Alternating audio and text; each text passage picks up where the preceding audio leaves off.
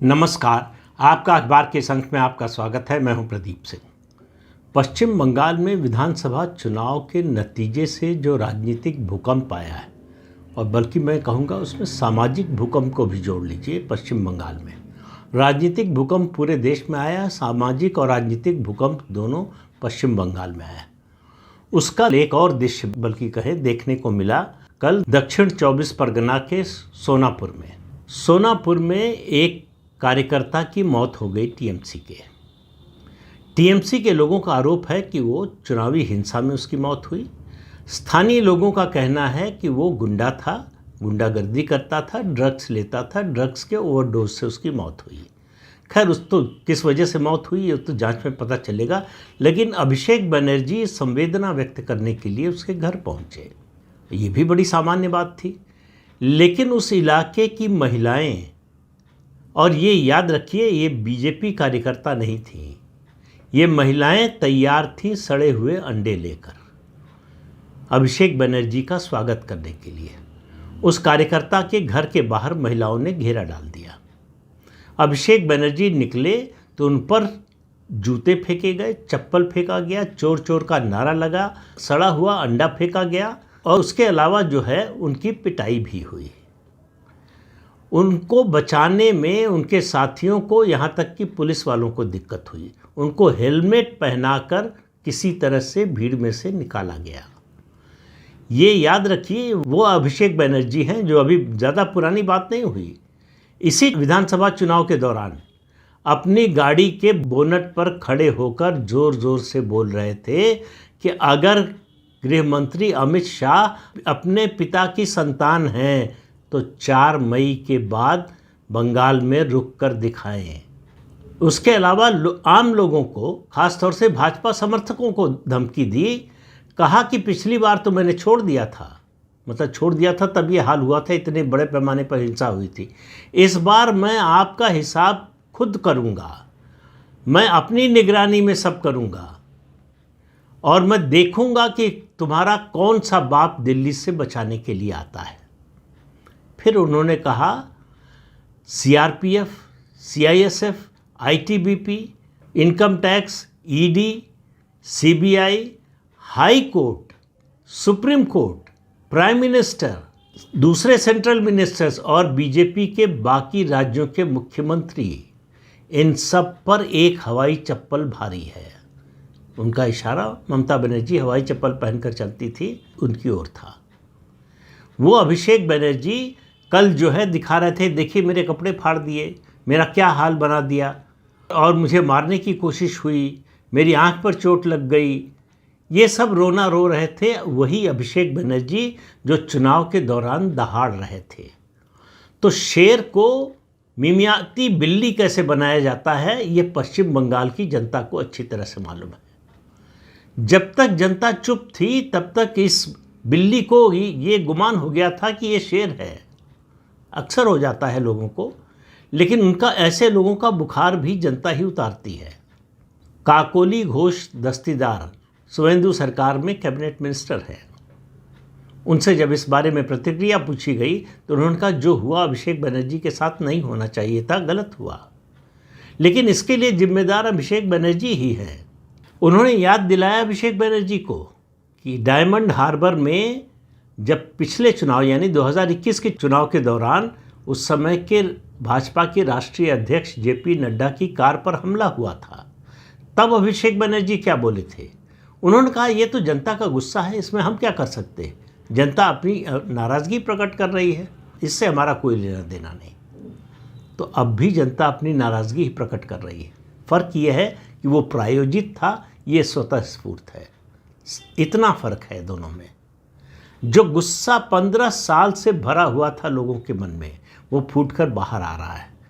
लेकिन अभिषेक बनर्जी की बेशर्मी, उनके पार्टी के नेताओं की बेशर्मी अभी खत्म होने का नाम नहीं ले रही है। जिस कार्यकर्ता के घर शोक संवेदना के लिए वो गए थे, घर के अंदर का कमरे का वीडियो सामने आया है। उसमें पानी की बोतल खोलकर उसके पिता को दे रहे हैं पानी पीने के लिए, और उसकी माँ मना कर रही है कि मुझे नहीं चाहिए। माँ का मुंह जबरदस्ती पकड़कर खुलवाकर पानी डाल रहे हैं अभिषेक बनर्जी। इस तरह से संवेदना प्रकट कर रहे हैं। अब इससे अंदाज़ा लगाइए कि ये आदमी जब पूरी तरह से सत्ता पर काबिज था तब क्या हुआ होगा। सीआईडी का नोटिस गया है, काकोली घोष दस्तीदार से इसके बारे में भी पूछा गया तो उनका क्यों नहीं जाएगा नोटिस। अभिषेक बनर्जी ने ये घोषणा की कि शोभन डे जो है वो तृणमूल कांग्रेस के लीडर अपोजिशन होंगे विधानसभा में। उनको अधिकार क्या है? वो पार्टी के राष्ट्रीय महामंत्री हैं, वो विधायक दल के नेता नहीं हैं, वो विधायक भी नहीं हैं। वो कैसे अपॉइंट कर सकते हैं विधायक दल का नेता बिना विधायक दल की बैठक के? लेकिन मान लीजिए कि वो भी किया, ये मैं कह रहा हूँ, उन्होंने नहीं कहा। उन्होंने कहा कि जो दस्तखत हैं विधायकों के, उनमें से बहुत से विधायक कह रहे हैं कि फर्जी दस्तखत है, मैंने दस्तखत ही नहीं किया। तो काकोली घोष दस्तीदार ने कहा कि चोरी करते करते ऐसी चोरी की आदत हो गई कि अब सिग्नेचर भी चोरी करने लगे। तो चोरी करेंगे तो उसकी तो सज़ा मिलेगी ही, तो उसमें जांच का सामना तो करना ही पड़ेगा। तो सीआईडी ने अभी तो नोटिस दिया है, सिर्फ अभी आगे जांच होनी है। उन विधायकों से जो ये कह रहे हैं, आरोप लगा रहे हैं, दावा कर रहे हैं कि उनके दस्तखत नहीं हैं, उनके बयान दर्ज होंगे, उसके बाद मामला आगे चलेगा। और उसके अलावा अभिषेक बनर्जी के खिलाफ मामलों की कोई कमी नहीं है। अलग अलग जगह पर संपत्तियों पर कब्जा, कोयला और माइनिंग घोटाले में ईडी की जांच पहले से चल रही है। कल जब जनता ने उनको अपनी ताकत का हल्का सा एहसास कराया तो अस्पताल पहुंचे। अस्पताल में डॉक्टर ने कहा कि कोई गंभीर चोट नहीं लगी है, आप ये दर्द की दवा लीजिए, घर जाइए। ममता बनर्जी उनको देखने पहुंच गई अस्पताल और बोली कि शासक ही हत्यारा बन गया। अब ये बात ममता बनर्जी अपने मुंह से बोल भी कैसे सकती हैं, जिन्होंने 15 साल यही किया। जिन महिलाओं ने हमला किया अभिषेक बनर्जी पर, उनका एक ही सवाल था कि जब आरजी कर की घटना हुई, उस बच्ची का बलात्कार हुआ, हत्या हुई, तब कहाँ थे? तब क्यों नहीं आए? तब क्यों नहीं निकले? ऐसे तमाम सवाल हैं जिनका जवाब तृणमूल कांग्रेस, ममता बनर्जी, अभिषेक बनर्जी नहीं दे सकते। कोई जवाब नहीं है उनके पास। और आने वाले समय में ये विरोध और बढ़ेगा। जिस तरह से सड़क पर उतरकर लोग विरोध कर रहे हैं, कल का ही वीडियो मैंने देखा, कल्याण बनर्जी जो लोकसभा सदस्य हैं टीएमसी के, बहुत मुखर सदस्य हैं, वो हर विषय पर हर समय पर बोलते हैं। और आपको याद होगा कि राज्यसभा के सभापति की मिमिक्री भी उन्होंने ही की थी। उनको सड़क पर जाते हुए जनता ने दौड़ा लिया, चोर चोर के नारे लगाए, धक्के से नीचे गिर गए, सुरक्षा बलों ने बचाकर उनको निकाला। अब सवाल ये है कि जो जनता का गुस्सा लगातार फूट रहा है, एक और वीडियो सामने आया। टीएमसी के एक गुंडे ने एक बुजुर्ग दंपति के घर पर कब्जा करके उसमें पार्टी का दफ्तर बना दिया। अब आप देखिए, जब आज़ादी मिलती है तो कैसे लोगों में शक्ति आती है। वो लोग पहुंचे उसके घर और जिसने ये कब्जा किया था उसकी पत्नी को वो बुजुर्ग महिला ने खींच के थप्पड़ मारा कि हमारे घर पर कब्जा कैसे किया। ये सब लोग चुप थे, कोई 2 साल से, कोई 5 साल से, कोई 10 साल से, कोई 15 साल से।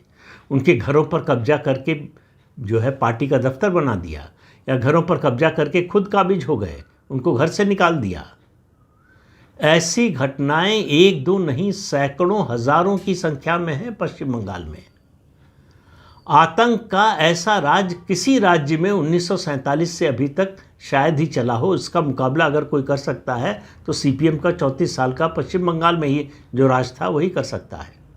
तो इसलिए ममता बनर्जी ने जो किया है अभी उसका भुगतान नहीं हुआ है, अभी तो ये शुरुआत है। आगे आगे देखिए होता है क्या। ममता बनर्जी के बुरे दिनों की और अभिषेक बनर्जी के और बुरे दिनों की शुरुआत हो चुकी है। वो जो सत्ता का अहंकार था वो चकनाचूर हो चुका है।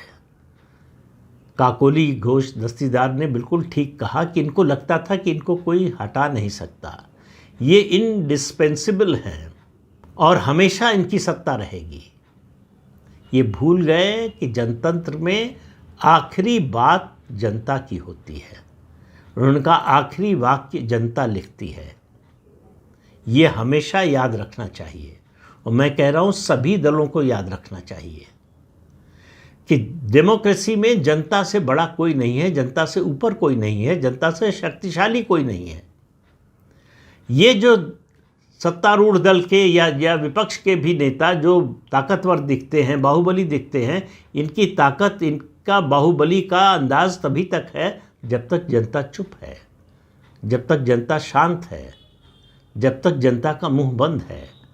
जिस दिन वो बोलती है, सड़क पर उतरती है, बाहुबलियों को छिपने के लिए बिल में भी जगह नहीं मिलती।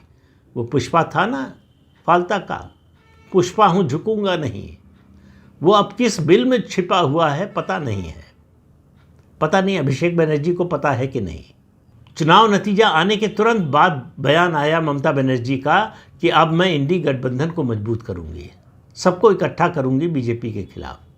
अब हालत ये है कि इंडी गठबंधन के किसी पार्टी का कोई नेता उनका फ़ोन भी नहीं उठा रहा है। एक नासमझ है अखिलेश यादव, चुनाव का नतीजा आते ही पहुंच गए पश्चिम बंगाल, तो लोगों को लगा सहानुभूति दिखाने गए होंगे, ममता बनर्जी की हार पर अफसोस जताने गए होंगे। बाद में पता चला कि मामला कुछ और था। लौटकर लखनऊ में कहा कि आईपैड से कॉन्ट्रैक्ट हमने कैंसिल कर दिया। क्यों? कहा कि हमारे पास पैसा नहीं है। तो जब कॉन्ट्रैक्ट किया था तब पैसा कहाँ से आ रहा था? तो आप इस कनेक्शन को समझिए। आईपैड से ममता बनर्जी, उनकी पार्टी भी जुड़ी हुई थी, और आईपैड से कॉन्ट्रैक्ट जो है अखिलेश यादव भी कर रहे थे, और आईपैड को पैसा कहाँ से मिल रहा था इसकी जांच सीबीआई और ईडी कर रहे हैं। तो इससे समझिए कि जैसे ही ममता बनर्जी की हार हुई, अखिलेश यादव ने आईपैड से नाता तोड़ लिया। ये जो दुष्चक्र है, ये जो सत्ता का खेल है, ये बड़ा गहरा है और इसकी परतें अब धीरे धीरे खुलेंगी। ये बंद रहने वाला या छिपा रहने वाला नहीं है।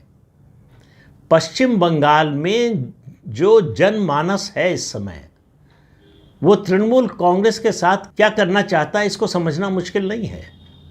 लेकिन सरकार जो कुछ करेगी संविधान के दायरे में करेगी। याद रखिए 2021 के विधानसभा चुनाव के बाद जो हिंसा हुई थी, उसके बाद नेशनल ह्यूमन राइट्स कमीशन की टीम गई थी पश्चिम बंगाल, और उसने कहा कि यहाँ पर पश्चिम बंगाल में भारत का संविधान नहीं चलता, यहाँ सत्तारूढ़ दल का संविधान चलता है, उसका कानून चलता है। अराजकता का, जंगल राज का इससे बड़ा उदाहरण क्या होगा? इसीलिए प्रधानमंत्री ने ममता बनर्जी के राज को महाजंगल राज कहा था। तो अब ये जो स्थिति बन रही है पश्चिम बंगाल में, ये जो राजनीतिक भूकंप आया है, अगर इसके झटके से भी विपक्ष के दूसरे दल नहीं संभले तो समझिए कि उनका भी यही हाल होने वाला है। फिर कह रहा हूँ, बार बार कह रहा हूँ, सिर्फ पश्चिम बंगाल तक सीमित नहीं रहने वाला है। इसके झटके तो बांग्लादेश में महसूस किए जा रहे हैं। जिस तरह से लाइन लगाकर घुसपैठिया जा रहे हैं बांग्लादेश में, बात सिर्फ इतनी नहीं है कि ये घुसपैठिए जा रहे हैं, विदेशी जा रहे हैं लौटकर अपने देश। बात यह है कि बांग्लादेश और पश्चिम बंगाल के बॉर्डर से जो अवैध व्यापार चलता था, एक बड़ा आर्थिक तंत्र था। घुसपैठियों के अलावा ड्रग्स की स्मगलिंग, हथियारों की स्मगलिंग, कैटल स्मगलिंग, इसका एक बहुत बड़ा आर्थिक तंत्र था जिसका फ़ायदा पश्चिम बंगाल के नेताओं, खासतौर से जाहिर है कि तृणमूल कांग्रेस के नेताओं, और बांग्लादेश में जो नेता इसमें शामिल थे उनको मिलता था। उनका आर्थिक तंत्र टूट गया है। टीएमसी की आर्थिक कमर टूट रही है। जो उनके प्रदेश भर में सैकड़ों टोल बूथ थे, वो सब बंद हो चुके हैं। ये पहला चुनाव है जिसका नतीजा आते ही प्रदेश के बहुत बड़े वर्ग की प्रति व्यक्ति आय अपने आप बढ़ गई है। अब आप कहेंगे कोई इकोनॉमिक एक्टिविटी तो हुई नहीं, कैसे प्रति व्यक्ति आय बढ़ गई? उनसे वसूली बंद हो गई। जो ट्रांसपोर्टर से वसूली हो रही थी, ट्रकर से, ड्राइवर से वसूली हो रही थी, लोगों से जो कट मनी ली जा रही थी, जो कमीशन लिया जा रहा था, जो सिंडिकेट था, वो जो वसूली करता था, वो सब वसूली बंद हो गई।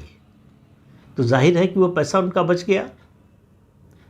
तो इसलिए आप देखिए, आम आदमी जितनी राहत, और राहत से ज़्यादा, और राहत शब्द तो छोटा है, स्वतंत्रता महसूस कर रहा है। उसको लग रहा है कि आज़ाद हो गए हैं, वो कैद से बाहर निकला है, उसको ज़बान मिल गई है। और वो अपनी उस ज़बान का इस्तेमाल कर रहा है। वो अपने दर्द और अपने गुस्से दोनों का प्रदर्शन कर रहा है, और ये इससे बड़ा खतरा किसी राजनीतिक दल के लिए नहीं हो सकता। सरकार तो अपने तरीके से काम करेगी, कानून के तरीके से, संविधान के दायरे में काम करेगी, लेकिन जनता जिस तरीके से काम करती है वो किसी भी ऐसे दल के लिए जो तृणमूल कांग्रेस है बर्दाश्त करना दिन पर दिन मुश्किल होता जाएगा। तृणमूल कांग्रेस का कोई भी नेता, छोटा हो या बड़ा, जो भी सड़क पर निकल रहा है, चोर चोर का नारा लग रहा है, सैकड़ों की संख्या में लोग इकट्ठा हो जा रहे हैं और चोर चोर का नारा लगा रहे हैं। न इसमें छोटा नेता बच रहा है, न बड़ा नेता बच रहा है। आज ममता बनर्जी की ये हिम्मत नहीं है कि वो कोलकाता में कोई रैली कर सके, कोई सभा कर सके। जैसे धरने पे बैठ जाती थी ना भ्रष्टाचारियों को बचाने के लिए, अपने भ्रष्ट पुलिस अफसरों को बचाने के लिए, आई पैक के भ्रष्टाचार को छिपाने के लिए जिस तरह से ईडी की रेड में पहुंच गई और जो है और डॉक्यूमेंट और लैपटॉप और दूसरे जो है सबूत वो लेकर आ गई, आज ममता बनर्जी वो करने का दुस्साहस भी नहीं कर सकती। इस चुनाव नतीजे से केवल सरकार नहीं बदली है, इस चुनाव नतीजे से लोगों को अपनी खोई हुई आज़ादी मिली है और वो पहली बार महसूस कर रहे हैं कि वो आज़ादी के माहौल में सांस ले रहे हैं। अब कोई प्रतिबंध नहीं है, अब कोई गुंडा नहीं है जो आकर उन्हें धमकाए, अब कोई ऐसा गुंडा नहीं है जो आकर उनका घर खाली करवा ले, उनसे पैसा वसूले। इस सब से आज़ादी मिली है, और ऐसी आज़ादी जब व्यक्ति को मिलती है तो वो उसके लिए कोई भी बलिदान देने को तैयार रहता है। तो यहाँ बलिदान नहीं देना है, देश में जनतंत्र है। पश्चिम बंगाल में जनतंत्र की पुनर्स्थापना हुई है, उसमें सक्रिय भागीदारी करनी है पश्चिम बंगाल के लोगों को।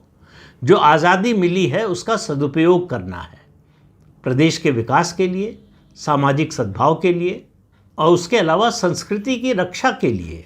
जिस तरह से गलियों में, गाँव में भजन गाए जा रहे हैं, वंदे मातरम का गान हो रहा है, वो बता रहा है कि पश्चिम बंगाल बदल चुका है। पश्चिम बंगाल के मन में, पश्चिम बंगाल के लोगों के दिल में ये सब पहले से था, इसको दबा कर रखा गया था। अब उनकी छाती से वो पत्थर हट गया है और वो खुलकर सांस ले रहे हैं। तो इस अंक में इतना ही। अगले अंक में फिर मिलेंगे किसी नए मुद्दे के साथ। तब तक के लिए अनुमति दीजिए। नमस्कार।